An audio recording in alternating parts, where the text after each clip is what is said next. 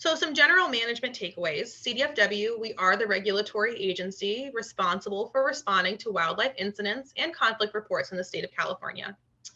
The incident specifics and the specific situation will determine how we respond as an organization.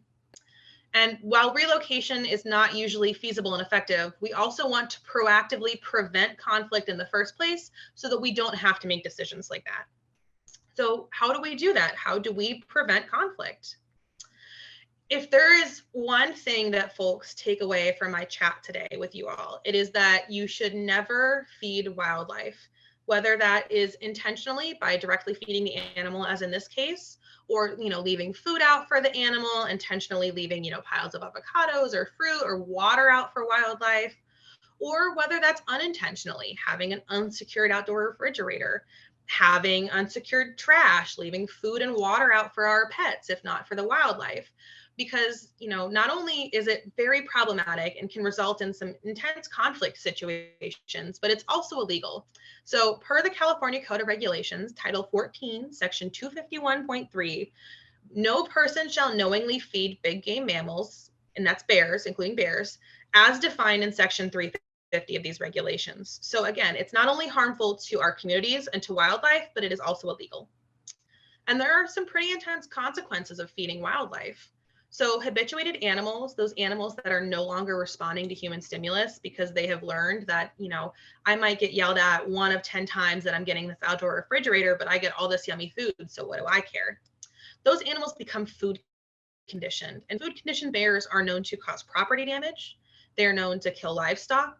They can be deemed a public safety threat and ultimately may have to be euthanized, either per the state's depredation policy, as we've talked about, or through local laws and regulations in regards to a public safety threat.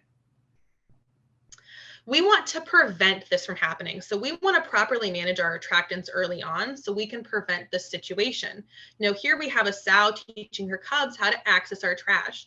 They're becoming food conditioned at an early age and not really learning how to access other resources and more natural sources of food because they're getting those rewards from human sources of food and unnatural sources of food.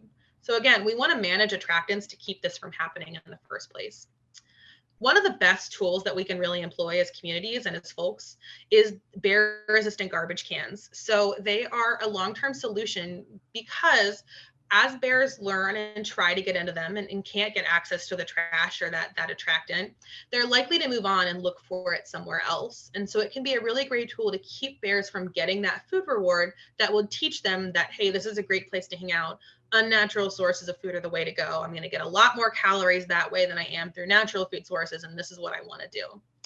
So there's actually an organization, it's the Interagency Grizzly Bear Committee, and they independently certify products such as bear resistant cans that either pass a live bear test, so they're given to bears in a zoo and to domestic quote unquote captive grizzly bears to try to get into, or they have to meet certain standards and certifications and tech specs.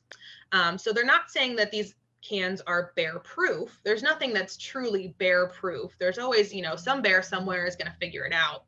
But it is important because it helps reduce the number of success or the number of times a bear is successful.